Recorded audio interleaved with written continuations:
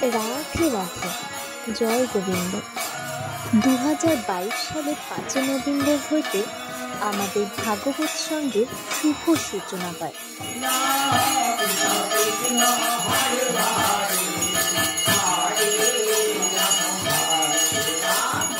এখানে প্রত্যেক সন্ধ্যা 7টা হইতে ধর্মীয় গান বাজনা ও ভাগবত পাঠ এবং পূজা আরতি অনুষ্ঠিত হয়।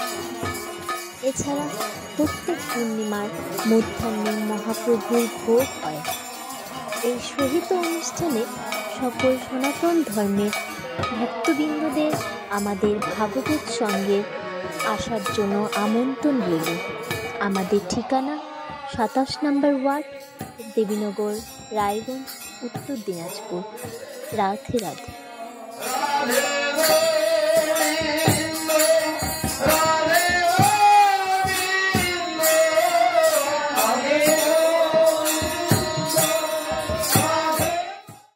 ভেসে আসছে, এই যে মৃত দেহটি ভেসে আসছে, সদা সর্বদা মৃত দেহ থেকে হরির নাম হচ্ছে হরে কৃষ্ণ কৃষ্ণ কৃষ্ণ হরে হরে, হরে রাম রাম রাম হরে হরে।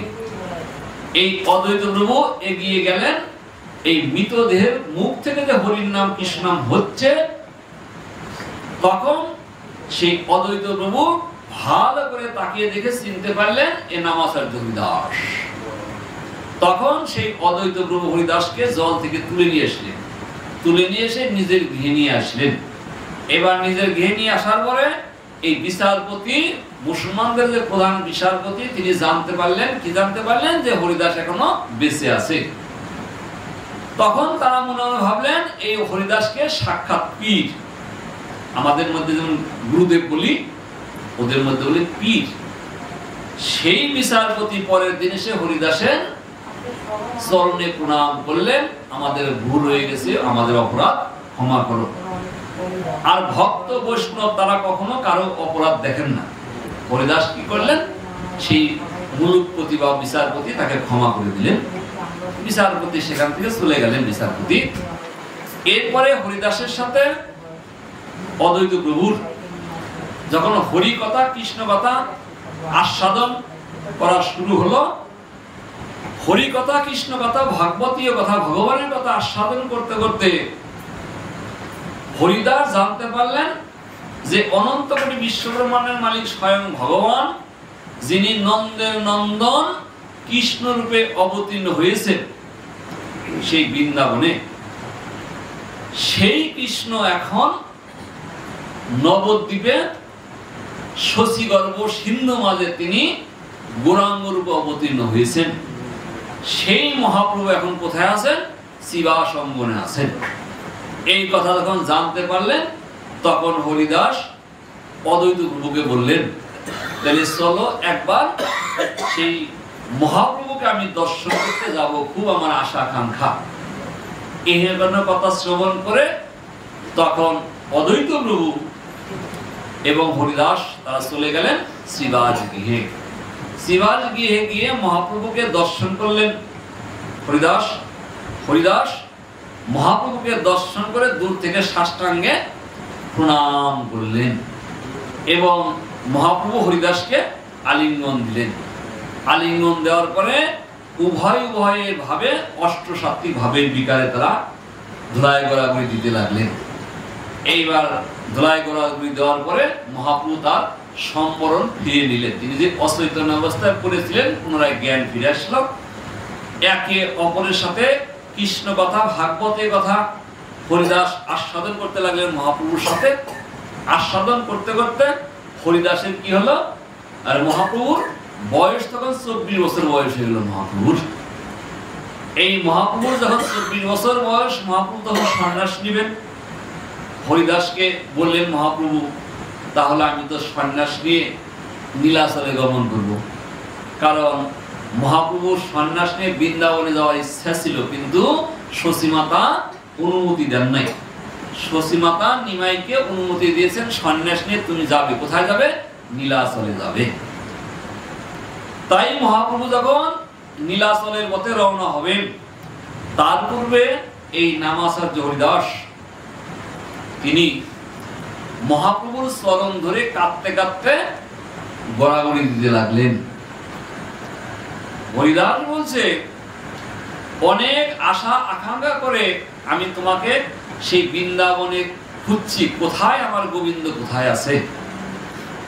তখন আমি কি করলাম, আস্তে আস্তে সারা পৃথিবী ঘুরতে ঘুরতে এসে অদ্বৈত প্রভুর সাথে মিলিত হলাম।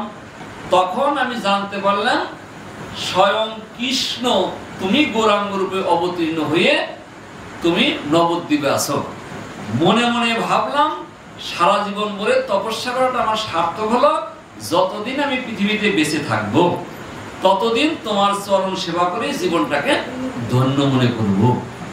এই ছিল আমার মনের আশা আকাঙ্ক্ষা।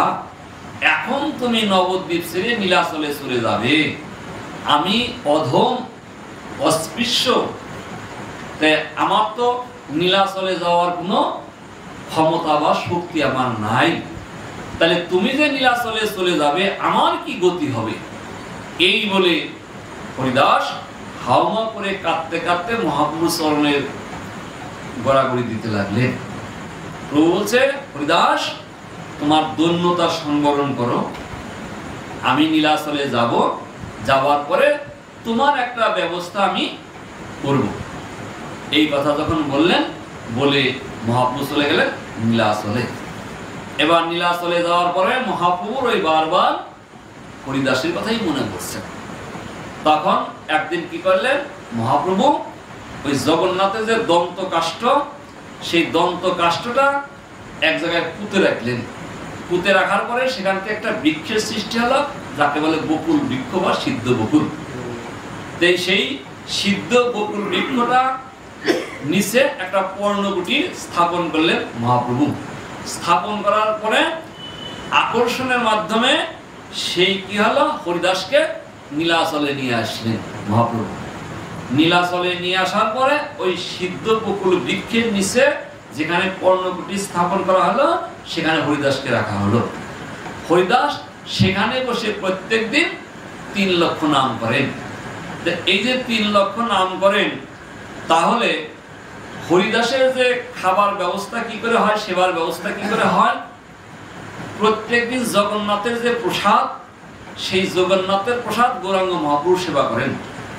মহাপ্রভু সেবা করার পরে অবশিষ্ট যে প্রসাদ 2 জনের জন্য বরাদ্দ থাকে, এক হলো গোবিন্দ দাস আর হলো নামাচার্য হরিদাস। গোবিন্দ দাস সেবা করার পরে অবশিষ্ট যে প্রসাদ, সেই প্রসাদ প্রত্যেক দিন গোবিন্দ দাস নিয়ে সেই যে সিদ্ধ বকুল বৃক্ষের নিচে যেখানে মহাপ্রভু হরিদাস আছেন সেখানে দিয়ে আসেন এবং হরিদাস সেই প্রসাদ সেবা করেন। এইভাবে প্রত্যেক দিন যখন গোবিন্দ দাস প্রসাদ নিয়ে হরিদাসকে দিতে আসেন, সেই প্রত্যেক দিনের ন্যায় একদিন গোবিন্দ দাস গিয়ে দেখলেন, কি দেখলেন, যে ওই একদিন গোবিন্দ দাস মহাপ্রসাদ লইয়া হরিদাসে দিতে গেল, আনন্দিত হইয়া দেখিলেন হরিদাস করিয়াছে স্বয়ং মন্দ মন্দ করিতেছে, সংখ্যা সংকীর্তন। প্রত্যেক দিন এই যে গোবিন্দ দাস প্রসাদ নিয়ে হরিদাসকে দিয়ে আসেন, হরিদাস সেবা করেন। একদিন গোবিন্দ দাস গিয়ে দেখলেন কি, হরিদাস মন্দ মন্দ অল্প অল্প নাম সংকীর্তন করছেন, উচ্চ স্বরে নাম সংকীর্তন করতে পারছেন না। গোবিন্দ কহে উঠে আসি করহ ভোজন, হরিদাসে কহে আজি করিব লঙ্ঘন, সংখ্যা কীর্তন নাহি পূজে কেমনে খাইব, মহাপ্রসাদ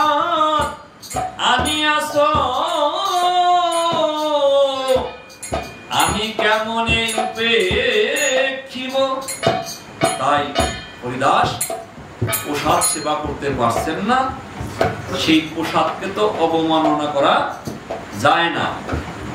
এত বলি মহাপ্রসাদ করিল বন্দন, একের অংশ লয়া করিল ভক্ষণ। যেহেতু মহাপ্রসাদ তাকে কোনোদিনও অবমাননা করা যায় না, তাই হরিদাস মহাপ্রসাদের একটি দানা বা এক লঞ্চ সেবা করলেন। সেবা করার পরে সেই গোবিন্দ দাস সেই দিনের মতো সেখান থেকে গিয়ে মহাপ্রভুকে খবরটা দিলেন। বললেন, প্রভু মনে হয় তোমার হরিদাস অসুস্থ, কারণ প্রত্যেকদিন প্রসাদ নিয়ে যাওয়ার পরে তিনি সেবা করতেন, কিন্তু আজকে গিয়ে দেখলাম অল্প অল্প মন্দ মন্দ নাম সংকীর্তন করছেন। সেই হরিদাস প্রসাদও সেবা করতে পারলেন না, প্রসাদকে অবমাননা করা যায় না বলে প্রসাদের একটি দানা তিনি মুখে দিলেন। এই এহেন কথা যখন গোবিন্দ দাস মহাপ্রভুকে গিয়ে বললেন, সেই মহাপ্রভু পরের দিন সেই সিদ্ধ বকুল বৃক্ষের নিচে মহাপ্রভু আসলেন হরিদাসকে দেখবার জন্য। আর দিন মহাপ্রভু তার ঠাই আইলা, সুস্থ হও হরিদাস তাহারে পুছিলা, নমস্কার করিতিহ কইল নিবেদন, শরীর সুস্থ মোর অসুস্থ বুদ্ধি মন। পরের দিন মহাপ্রভু এসে যখন হরিদাসকে বললেন, হরিদাস তুমি ভালো আছো, সুস্থ তো? তখন হরিদাস উত্তর দিলেন। কি উত্তর দিলেন? হরিদাস বললেন, শরীর আমার সুস্থ, অসুস্থ বুদ্ধি আর মন। প্রভু বলছে, এ কোন ব্যাধি বলো তো? তুমি বলছো শরীর সুস্থ, অসুস্থ বুদ্ধি মন, তাই না? আপনার যদি শরীর খারাপ থাকে, জিজ্ঞাসা করে যদি আপনি ভালো আছেন, বলবেন না আমি ভালো নেই, আমার শরীর খারাপ। হরিদাস কিন্তু তা বললেন। হরিদাস বলছে আমার শরীর সুস্থ, অসুস্থ হলো বুদ্ধি মন। তাই প্রভু বলছে এ কোন ব্যাধি বলো? হরিদাস বলছে, দেখুন আমি তো প্রত্যেকদিন 3 লক্ষ নাম করি, 3 লক্ষ নাম সমাপ্ত না হলে আমি জল স্পর্শ করতে পারি না। এখন তো আমি 3 লক্ষ নাম করতে পারছি না, সেই জন্যই আমি বলছি মন আর বুদ্ধি অসুস্থ। এটা তো কৃষ্ণ ভক্ত লক্ষণ। শাস্ত্রে বলছে মেঘাচ্ছন্ন দিন নয়তো দুর্দিন, কৃষ্ণ ভজন বিহীনে দিনটি হলো দুর্দিন। আকাশে মেঘ থাকলে আমরা বলি আজকের দিনটা ভালো না, দুর্দিন। একজন কৃষ্ণ ভক্তের পক্ষে সেটা দুর্দিন নয়। কোনটা দুর্দিন? আজকে আমার কৃষ্ণ ভজন হলো না, সারাদিন কাজের চাপে পড়ে, সেই দিনটা হলো আমার দুর্দিন। তখন মহাপ্রভু বললেন, হরিদাসকে বললেন যে প্রভু কহে বিদ্ধ হইলাম, সংখ্যায় অল্প করো, সিদ্ধ দেহ তুমি কেন সাধনে আগ্রহ ধরো। মহাপ্রভু বলছে, হরিদাস তোমার তো বয়স হয়ে গেছে, আর তোমার দেহটা হলো সিদ্ধ দেহ। সিদ্ধ দেহ মানে যেমন কোন ধান চাল যদি মনে করেন যে সিদ্ধ করা হয়, তার মধ্যে অঙ্কুর বের হয় না, তার দেহটা এমনই সিদ্ধ, কামনা বাসনার অঙ্কুর সব নষ্ট হয়ে গেছে।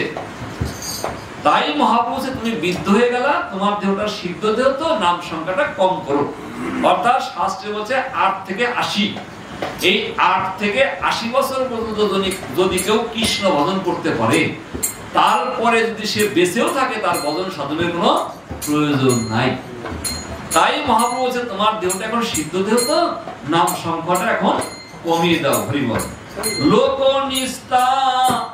নিস্তারিতে এই তোমার অবতার, নামের লোক মহিমা লোকে করিলে প্রসার। তখন মহাপ্রভু বলছে, হরিদাস তুমি তো নামায়ের আচার্য, তোমাকে বলা নামাচার্য। তুমি জগতে হরির নাম প্রচার করার জন্য তুমি আসছো, তাই তো তোমার তো হরির নাম করা হয়েই গেছে। এবার অল্প অল্প নাম সংকীর্তন করো। কারণ মহাপ্রভু এই নবদ্বীপে অবতীর্ণ হয়ে তিনি হরির নাম প্রচার করলেন কার মাধ্যমে? এই হরিদাস এবং নিত্যানন্দের মাধ্যমে। মহাপ্রভু বলছিলেন, শোনো শোনো হরিদাস, শোনো শোনো নিত্যানন্দ, সর্বত্র আমার আজ্ঞা করো প্রকাশ, জীবের দ্বারে দ্বারে গিয়ে এই করো ভিক্ষা, বলো কৃষ্ণ লহ কৃষ্ণ, করো কৃষ্ণ শিক্ষা। শোনো হরিদাস নিত্যানন্দ, এই যে নবদ্বীপের বুকে যে হরির নাম প্রচার করবে, কে বালক কে বৃদ্ধ এটা কিন্তু দেখবে না, অকাতরে হরির নাম প্রচার করবেন। তাই মহাপ্রভু যেহেতু এই হরিদাসের মাধ্যমে নিত্যানন্দের মাধ্যমে হরির নাম প্রচার করলেন, সেই জন্যই মহাপ্রভু হরিদাস তুমি তো জগতে আসছো নামের মহিমা প্রচার করার জন্য, তাহলে তোমার তো নামের মহিমা প্রচার করা হয়ে গেছে, এবার নাম সংখ্যাটা কমিয়ে দাও। হরিবল হরিবল। তখন হরিদাস বলছে, হীন জাতে জন্ম মোর নিন্দে কলে বল, হীন কর্মে রত মুই পামর অধম। হরিদাস বলছে, হীন জাতে জন্ম মোর নিন্দ কলে মোর। হরিদাসের জন্ম তো হীন জাতিতে নয়, হরিদাস জন্মগ্রহণ করছে ব্রাহ্মণ গৃহে, কিন্তু নিজেকে হীন জাতি বলছেন কেন? যেহেতু মুসলমান হবিবুল্লাহ গৃহে লালিত পালিত হয়েছেন, সেই জন্য তিনি নিজেকে হীন জাতি, অদৃশ্য অস্পৃশ্য মনে করছেন। সেই জন্য বলছে, অদৃশ্য অস্পৃশ্য মনে অঙ্গীকার কইলে রৈরব হইতে কারি মনে বৈকুণ্ঠে চড়ালে। হরিদাস বলছে, আমি অদৃশ্য অস্পৃশ্য পাপিষ্ঠ। 28 প্রকার নরক আছে, তার মধ্যে এক প্রকার নরক হলো রৌরব নরক। আমি যে কর্ম করছি আমাকে নরকে থাকারই কথা। কোন নরক? রৌরব নরক। তবু তুমি কৃপা করে দয়া করে আমাকে সেই রৌরব নামক নরক থেকে আমাকে বৈকুণ্ঠে সরিয়েছো প্রভু, তোমার কৃপার আর দয়ার শেষ নাই। হরিবল হরিবল। স্বতন্ত্র ঈশ্বর তুমি হও ইচ্ছাময়, জগত নাচাও তুমি যারে জইছে ইচ্ছা হয়। সেই কথাই হরিদাস বলছে মহাপ্রভুকে, তুমি স্বতন্ত্র ঈশ্বর, অর্থাৎ ভগবানকে বলা হয় স্বতন্ত্র। তিনি আপন ইচ্ছায় পৃথিবীতে আসে, আপন ইচ্ছায় ধরা থেকে চলে যায়, সেই জন্য তিনি স্বতন্ত্র। আমরা কিন্তু কেউ স্বতন্ত্র নই, আমরা হলো পরতন্ত্র, অর্থাৎ আমরা ভগবানের নির্দেশে কর্মের বন্ধনে আবদ্ধ হয়ে এই জগতে বারবার আসি। আর ভগবান আসে কি জন্য? লীলা করার জন্য আসে। এটাই ভগবানের সাথে আমাদের পার্থক্য।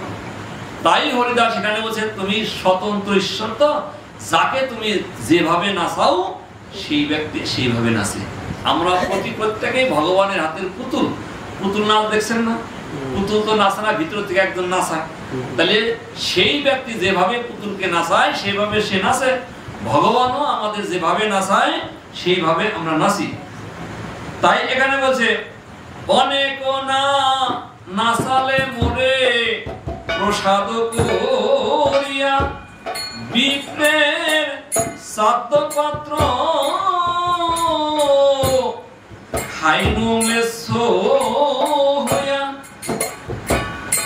হরিদাস বলছে, মহাপ্রভু প্রভু তোমার কৃপার দয়ার শেষ নাই, তুমি আমাকে কত নাচিয়েছো, আর কি বলবো তোমার মহিমার কথা। সেই বিপ্রে মানে ব্রাহ্মণের পাওয়ার উপযুক্ত যে শ্রাদ্ধ পাত্র, সেই পাত্র তুমি ব্রাহ্মণকে সেবা না দিয়ে আমাকে সেবা দিয়েছো। তার মানে অদ্বৈত প্রভুর পিতা যখন বিয়োগ হয়ে গেল, মারা গেল, তখন সেই শ্রাদ্ধের পাত্র ব্রাহ্মণকে দিবে। তখন অদ্বৈত প্রভু কি করলেন? সেই শ্রাদ্ধের পাত্রটা ব্রাহ্মণকে না দিয়ে হরিদাসকে দিলেন এবং বললেন, হরিদাস তুমি সেবা করো, তোমাকে সেবা দিলে কোটি কোটি ব্রাহ্মণকে সেবা দিলে তার যে ফল হবে তার চেয়ে বেশি ফল হবে তোমাকে সেবা দিলে। এই কথা যখন বললেন, ব্রাহ্মণদের রাগ হয়ে গেল। সেই ব্রাহ্মণরা আর সেবা করবেন না, তারা উঠে চলে গেল এবং অদ্বৈত প্রভুকে এক ঘুরে রেখে দিল। তখন মহাপ্রভু এইবার ব্রাহ্মণদের বললেন, তাহলে অদ্বৈত প্রভুকে যে এক ঘুরে রেখে দিলে, অদ্বৈত প্রভু কি সমাজে উঠতে পারবে? কোনো বিধান আছে? তখন সেই ব্রাহ্মণরা বলছে, হ্যাঁ বিধান একটা আছে, 80টা সোনার কলস এবং 80টা সোনার গ্লাস দিয়ে আমাদের সেবা দিতে হবে, হ্যাঁ তাহলে আমরা অদ্বৈত প্রভুকে আবার সমাজে তুলে নিব। তখন বলছে মহাপ্রভু, ঠিক আছে তাই হবে, তাহলে 80টা যে সোনার থালা গ্লাস দিয়ে এবার অদ্বৈত প্রভু সেবা দিবে। রন্ধন করবে কে? সমস্ত ব্রাহ্মণরা নিজেরাই স্বপাকে রন্ধন করবে, তারা তো কারো হাতে সেবা করবেন না ব্রাহ্মণরা। তাই ঠিক আছে রন্ধন করো। এবার রন্ধন করবেন, তখন মহাপ্রভু একটা বুদ্ধি করলেন, কি আগুন দিলেন না। আগুন যখন দিলেন না, তখন এবার উনান ধরাবে কি করে? তখন মহাপ্রভু বলছে ব্রাহ্মণদের, কেন তোমাদের মুখেই তো আগুন আছে, হ্যাঁ তোমরা ফু দিয়ে আগুন ধরাও। এখন বারবার ফু দেয় কিন্তু আগুন ধরে না। তখন মহাপ্রভু বলছে যে আমার হরিদাস যদি ফু দেয় তাহলে আগুন ধরলে তুমি তো বুঝে নিবে যে ব্রাহ্মণের চেয়ে বৈষ্ণব শতগুণে শ্রেষ্ঠ। তখন ব্রাহ্মণ বলছে, ঠিক আছে কি করবো, বিপদে যখন পড়ছি, ঠিক আছে হরিদাসকে নিয়ে আসো। তবে হরিদাসকে কিন্তু 10 হাত দূরে থেকে ফু দিতে হবে, কাছে থেকে ফু দিলে হবে না। আচ্ছা ঠিক আছে তাই হবে। মহাপ্রভু তখন হরিদাসকে ডাকলেন, হরিদাস তুমি এইবার নামের মহিমা তুমি জগতে প্রচার করে দাও, যে তুমি যে উত্তম বৈষ্ণব, ব্রাহ্মণদের ঊর্ধ্বে তুমি দেখিয়ে দাও। হরিদাস সেই দূর থেকে হরে কৃষ্ণ কৃষ্ণ কৃষ্ণ হরে হরে, হরে রাম রাম রাম হরে হরে, এই 16 নাম 32 অক্ষর বলে হরিদাস যখন ফু দিলেন, 10 হাত দূরে থেকে নামের মহিমায় কি হলো? আগুন জ্বলে উঠলো। রাধে রাধে। তখন ব্রাহ্মণরা স্বীকার করলেন, হ্যাঁ হরিদাস সত্যি পরম বৈষ্ণব। তাই এখানে বলছে যে প্রভু তোমার কৃপার কথা কি বলবো, যে ছাত্রের পাত্র ব্রাহ্মণরা পাওয়ার উপযুক্ত, সেই ছাত্র পাত্র ব্রাহ্মণদের সেবা না দিয়ে তুমি আমাকে সেবা দিয়েছো, এটা তোমার মহিমা। এই বলে হরিদাস বললেন মহাপ্রভুকে, প্রভু যে আমার একটা নিবেদন। কি নিবেদন? এও বাঞ্ছা হয় মোর বহুদিন হইতে, লীলা সম্বরিবে প্রভু লয় মোর চিতে, সেই লীলা প্রভু মোরে প্রভু না দেখাইবা, আপনারও আগে মোর শরীর করিবা। হরিদাস বলছে, প্রভু অনেকদিন ধরে আমি ভাবছি, মনে মনে একটা কথা আসছে, তোমাকে বলবো কিন্তু বলা হচ্ছে না। আমার মনে হয় কি জানো, তুমি জগৎ থেকে লীলা সম্বরণ করে চলে যাবে। এই যে তুমি যে লীলা সম্বরণ করে চলে যাবে, এর বিরহ যে ব্যথা বেদনা আমি সহ্য করতে পারবো না। তাই আমার একটি আশা বা আকাঙ্ক্ষা, তোমার লীলা সম্বরণের পূর্বে আমি যেন আমার এই দেহটা রাখতে পারি, এই আমার প্রার্থনাটুকু তুমি রাখো। এই কথা হরিদাস মহাপ্রভুর কাছে নিবেদন করলেন। হরিবল হরিবল। তখন হরিদাস বলছে মহাপ্রভু, প্রভু আমার আরেকটা আবেদন আছে। কি আবেদন? এই জগতের জীব যেভাবে দেহ রাখে, আমি কিন্তু সেইভাবে দেহ রাখবো না। তখন প্রভু বলছে, হরিদাস তাহলে জগতের জীব কিভাবে মৃত্যুবরণ করবে বলো? তখন হরিদাস বলছে যে জগতের জীব মৃত্যুবরণ করে, যখন মৃত্যুর সময় হলো, তখন মনে মনে ভাবে যে আমার মেয়েটাকে বিয়ে দিছি কুচবিহার, কেবল আসলো জল, হয়তো দেখা শিলিগুড়ি আসলো, আমার তো দেখা হলো না। জায়গা জমিগুলো পুত্রদের মধ্যে ছেলেদের মধ্যে ভাগ বটা করে দেব, তাও দেওয়া হলো না। টাকাগুলো ব্যাংকে রাখা আছে, সেগুলো যে ছেলেদের মধ্যে সেগুলো তো ভাগ করে দিতে হবে, তাও দেওয়া হলো না। কিন্তু আমার তো যাবার সময় হয়ে গেল। এই যে মায়া, এই মায়া নিয়ে তারা মৃত্যুবরণ করে। তাহলে তাদের বারবার পৃথিবীতে আসতে হয়। কেননা গীতায় যে ভগবান শ্রীকৃষ্ণ অর্জুনকে বলছেন, কি বলছেন? জং জং বাপি শরণং দেহান্তে কলবরং তন্তব কন্তে তদ্ভব ভাবিত। মানুষ মৃত্যুর সময় যে যে ভাবনা নিয়ে মৃত্যুবরণ করে, সেইভাবে দেহ ধারণ করে। তাই হরিদাস বলছে, প্রভু এই জগতের যে জীব যেভাবে মৃত্যুবরণ করে, আমি কিন্তু সেইভাবে মৃত্যুবরণ করব না। তখন প্রভু বলছে, হরিদাস তাহলে বলো তুমি কিভাবে মৃত্যুবরণ করবে? তখন হরিদাস বলছে কি, হৃদয়ে ধরিব তোমার ওরাঙ্গা শরণ, নয়নে দেখিব তোমার প্রসাদ বদন, জিহ্বায় উচ্চারিব আমি শ্রীকৃষ্ণ চৈতন্য নাম, এই মতো মোর ইচ্ছা ছাড়িব পরাণ। হরিদাস বলছে, জানো প্রভু আমি কিভাবে দেহ রাখবো? আমি হৃদয়ে ধরবো তোমার ওই রাঙ্গা চরণ, নয়নে দেখবো তোমার ওই সাদ বদন, জিহ্বায় উচ্চারিব শ্রীকৃষ্ণ চৈতন্য নাম, এই মতো মোর ইচ্ছা আমি ছাড়িব পরাণ। হরি বল, হরি বল। মোর ইচ্ছা যদি তোমার প্রসাদ হয়, এই নিবে দনমর কর দয়াময়। তখন বলছে হরিদাস, আমার যে আশা বা আকাঙ্ক্ষা, এটাই যদি তোমার প্রসাদ বা কৃপা হয়, তাহলে এই নিবেদনটাই তোমার প্রতি আমার রইল। এই নিঃস দেহ মোর পরে তব আগে, এই বাঞ্ছা সিদ্ধি মোর তোমাতে লাগে। প্রভু কহে হরিদাস, তুমি যা মাগিবে কৃষ্ণ দয়াময় অবশ্যই করিবে।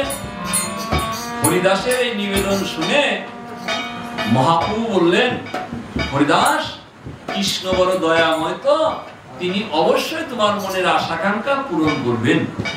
মহাপ্রভু তো বলতে পারতেন আমি তোমার আশা পূরণ করব না, কারণ শাস্ত্রে বলছে রামাদি অবতারে ক্রোধে নানা অস্ত্র ধরে, এবে অস্ত্র না ধরিব প্রাণে না মারিব, প্রেম ভক্তি দিয়ে জগৎকে করিব উদ্ধার। সত্য তেতা দাপরে ভগবান হয়ে আসছেন। এই কলিযুগে সেই শ্রীকৃষ্ণই গৌর রূপে অবতীর্ণ হলেন, কিন্তু তিনি ভক্ত ভাব অঙ্গীকার করে আসছেন।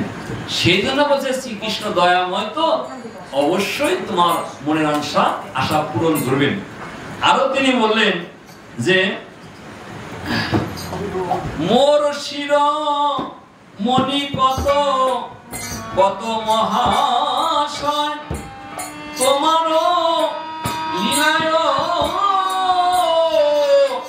কোটি ভক্ত হয়, আমা হেন এককিট যদি মরি গেল, এককিট মরিলে পৃথিবীর কাহা হানি হলো।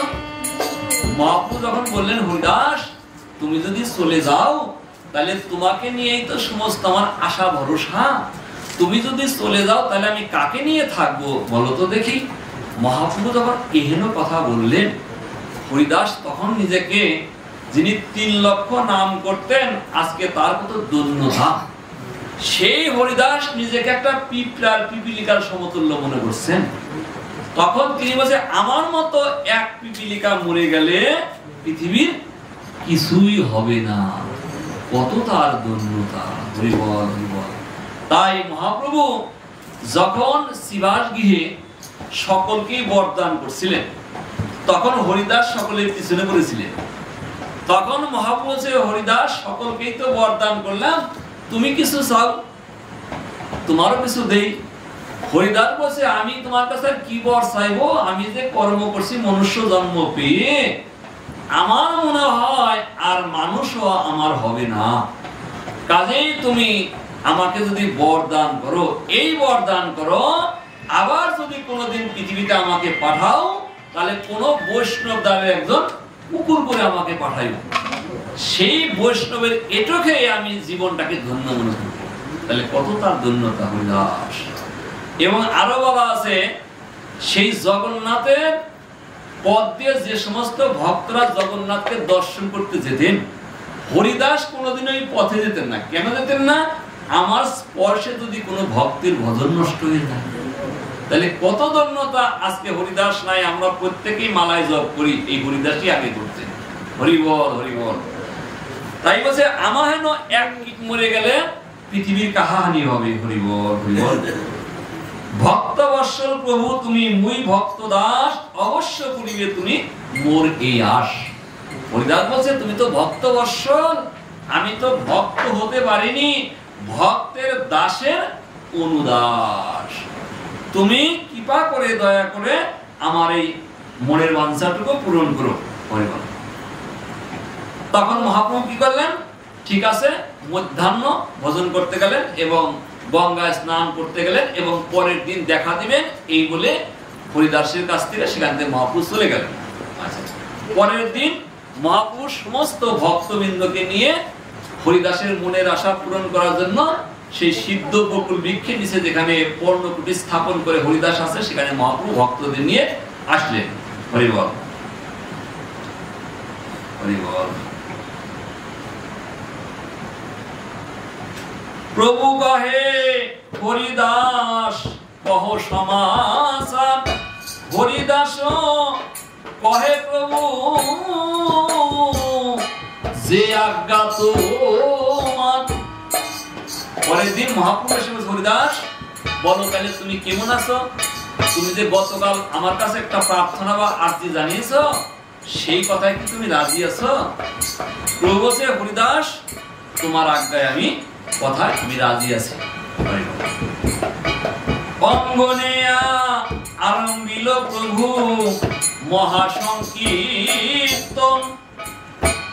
বক্রেশ্বর পণ্ডিত করেন নর্তন, স্বরূপ গোসাই আদি যত প্রভুর ভক্তগণ, হরিদাসে বেরি করে নাম সংকীর্তন।